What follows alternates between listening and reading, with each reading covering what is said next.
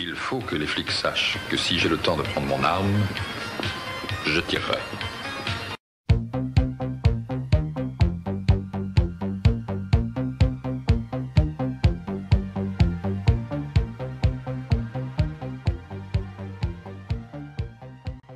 Exactement.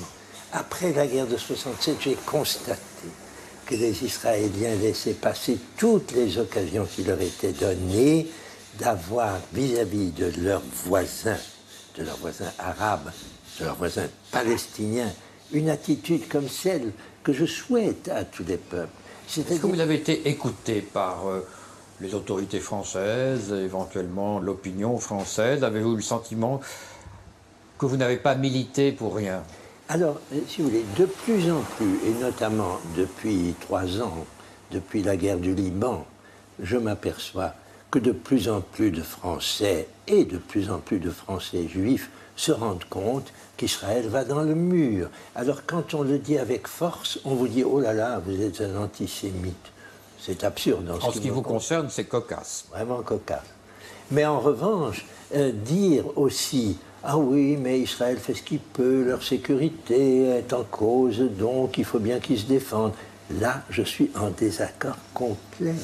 Car je pense que dans l'intérêt même d'un Israël qui voudrait être un des États forts de la région et qui peut l'être, leur politique actuelle est désastreuse.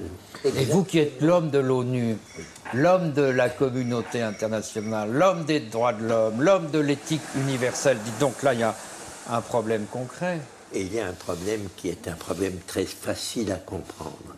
Qu'est-ce que c'est que les Nations Unies? C'est une organisation interétatique qui réunit des États souverains.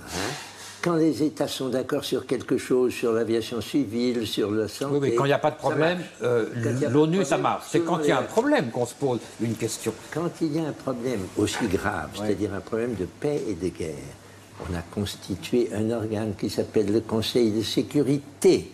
Quelquefois, il marche, lorsque les 5 membres sont d'accord. Mais dans le problème qui nous concerne, le fait qu'il n'y a jamais eu d'accord entre les 5 membres permanents bloque l'ONU. L'ONU n'est qu'un instrument. Je dis toujours, l'ONU n'est pas une puissance. J'aimerais que ça change.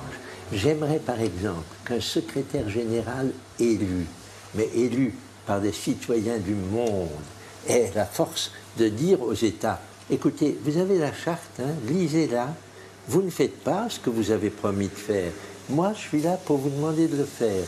Ce serait merveilleux. Je ne suis pas un idéaliste vaseux. Vous n'êtes pas un utopiste, non. Je sais. Mais vous avez tout de même une foi dans le droit international. Oui. Vous avez une conviction que j'ai du mal à partager, Stéphane. Mais oui. Au fond, je n'ai pas votre optimisme. Et au moins, ce que j'admire, c'est votre optimisme. Parce que, finalement, les optimistes sont un peu béats et un peu passifs. Et vous êtes un optimiste actif, ce qui est rare. J'essaye. Mais vous savez la raison pour laquelle vous avez une position différente. Vous êtes très jeune. Quand on devient très vieux, on se rend compte que les problèmes que l'on croyait insolubles finissent par être résolus. Je suis convaincu que les Nations Unies, dont on n'arrivera plus à se débarrasser, heureusement, mais vont acquérir par la force des choses, ont déjà acquis sur un certain nombre de problèmes qui paraissaient insolubles un avantage parce que tout le monde y est. Mon cher Stéphane, vous me convainquez par votre vie. Je ne sais pas si vous me convainquez par votre pensée, mais je ne crois qu'au témoin capable de se faire tuer, comme disait l'autre, et vous avez prouvé que vous êtes capable de vous faire tuer. Et puis, au fond, il n'y a que la vie, l'existence, l'œuvre des hommes, leurs actes qui font foi. Et en ce sens, vous m'inspirez confiance. C'est en quoi je vous considère comme un frère. Car ce que vous dites, justement, sur la nécessité d'avoir un péril, et un péril visible, pour susciter de la fraternité, j'y souscris tout à fait. Je crois que là-dessus, nous sommes d'accord. Sur d'autres choses, nous pouvons diverger un peu, mais là-dessus, nous sommes d'accord.